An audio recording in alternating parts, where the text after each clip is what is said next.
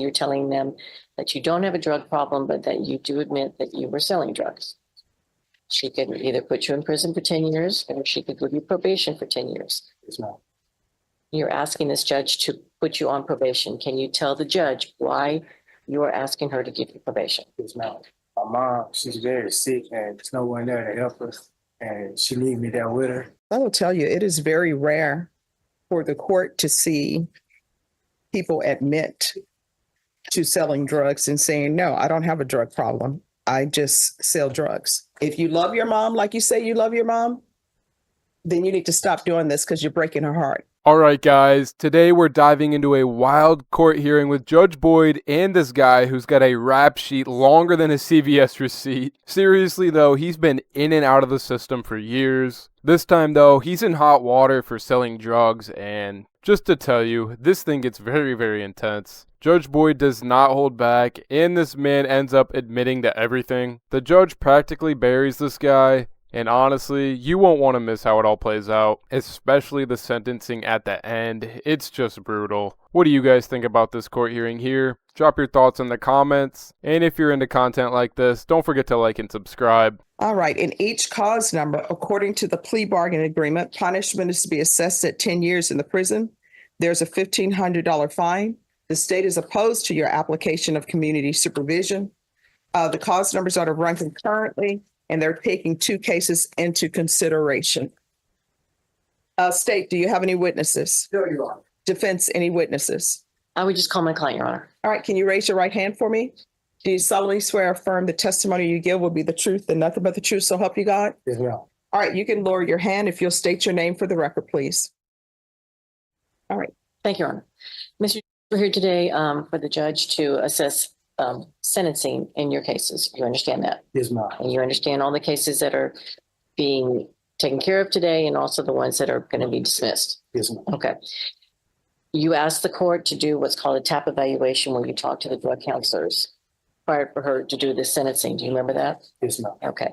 And do you remember what it is that you talked to them about just recently? Yes, ma'am. Okay.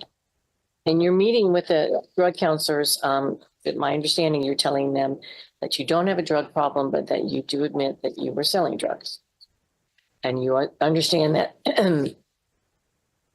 this judge has a wide range which she can do. The offer is 10 years. She could either put you in prison for 10 years or she could give you probation for 10 years. Yes, ma'am. You're asking this judge to put you on probation. Can you tell the judge why you are asking her to give you probation? Yes, ma'am. My mom, she's very sick and there's no one there to help her. And she needs me there with her. And I know I can do better. I know I messed up. And, Well, let me ask you this. How long has your mom been very sick? it's been about 6 months. All right. So why would you put yourself in this situation to be going to prison knowing that your mom may or may not need you? It was just had to make some money. Why not get a job? It was just didn't have enough time. Oh, sure. There are plenty of places to work. No, I mean, at the time, I needed quick money. And Why did you need quick money? Because my pockets was flat and we couldn't eat. Oh, they have places where you can get food for free. Just now. And who is this we could not eat? Well, speaking of me, my mom had food in the house, but me and myself, me. All right. Yes. And so at this point, you understand that the judge has total control of what she can decide to do. Just now. Other than your mother being sick, what other concerns do you have and why you're asking this court to grant you probation? But I know I feel it above my head, but I know I can do better. Do you think that you could comply with the terms and conditions of probation? I know I can. You'd have to report once a month. You'd have to stay out of trouble. Yes, ma'am. You can't hang around with people who sell or use drugs. Yes, ma'am. And you can't sell or use drugs yourself. Right. But you feel that you could comply at this time in your life. Yes, ma'am. I know I can. Pass witness, Your Honor. State, any questions? All right. So what is his criminal history? Yes, please. Defense, any objections to the court reviewing the criminal history? No objection, Your Honor. Just to give you guys some background on this case, this guy isn't new to being in trouble here.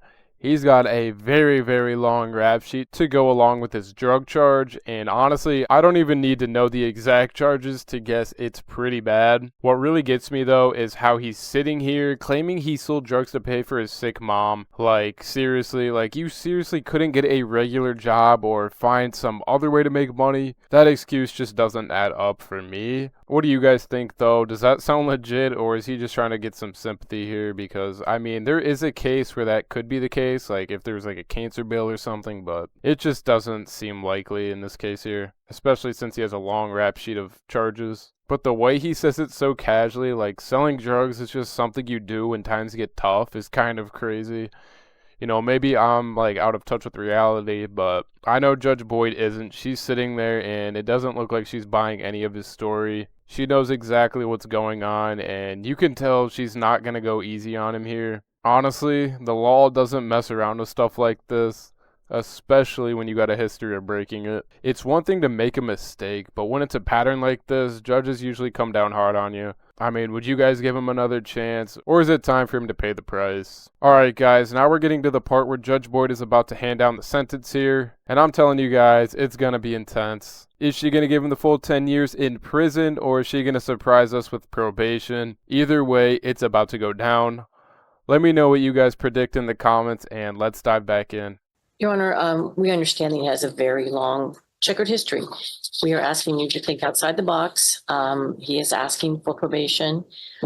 He does have family he needs to take care of, and we are just asking to show some mercy and to grant him probation.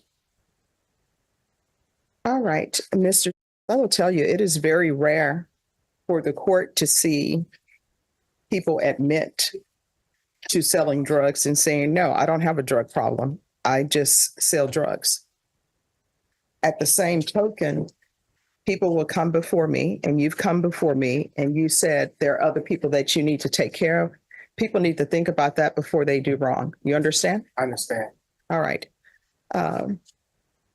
This is what the court is going to do. And the court will sentence you to 9 years in the prison, give you credit for any time served. And the cause number ending in 303. Court will find you guilty. The court will sentence you to a $1,500 fine. Time and money will run concurrent. Sentence you to 9 years in the prison. Give you credit for any time served. This will run concurrent with 2024. Did you review the document entitled Trial Court Certification of Defendant's Rights to Appeal with your attorneys? Did you understand it and sign it? Yes. All right, because these are plea bargain agreements, because I followed your plea bargain agreement, I've actually given you something less than you bargained for. And because you waived your right to appeal, you do not have the court's permission to appeal.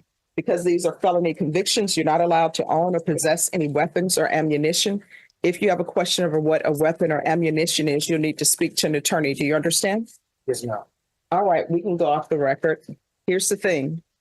You are at a point now that if you pick up any new felony charges, depending on what type of felony it is, you're looking at a minimum of 25 years. And I will tell you, people say, oh, the jail is overcrowded. Oh, the prison is overcrowded.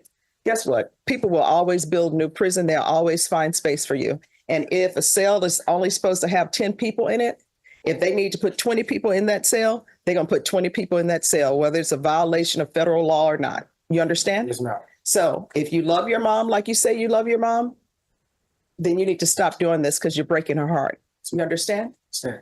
All right. Good luck to you. Okay. No, thank you. You're welcome. Thank you, Your Honor. Maybe excused. He has some dismissal, so he'll have it. And thank you for always being respectful. Yes, ma'am. Do you guys think 9 years was justified for this man's long history of crimes and the drug charge here? Because honestly, I do.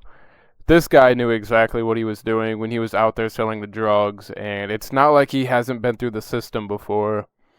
If prison didn't teach him this the first time, then yeah, he should definitely face the price now. It's pretty harsh, but that's how it goes when you keep making the same mistakes, and The crazy part is, after these 9 years, if he catches another felony, he's looking at a mandatory minimum of 25 years. That's basically a one-way ticket to staying in the system for life. I will say though, he was pretty respectful in court, which you don't always see in cases like this. It makes me wonder if he really does want to turn things around, or if he's just good at playing it cool. Either way, I really hope this guy learns his lesson this time. It's hard not to feel bad for his mom too. I mean, just imagine your kid getting caught up in this stuff over and over again. It's got to be pretty heartbreaking. At the end of the day though, the law is the law and it's there for a reason. If you're going to take those risks, you definitely have to be ready for these kind of consequences. Hopefully this guy uses those 9 years to reflect and come out ready to live a better life, but who knows? Do you guys think there's any chance he'll turn it around, or do you guys just think he's going to end up back in court here? Let me know what you guys thought about this whole court hearing in the comments. Do you think his sentencing was fair, or would you have gone lighter or harsher? If you enjoyed this reaction and want more content like this, don't forget to like and subscribe.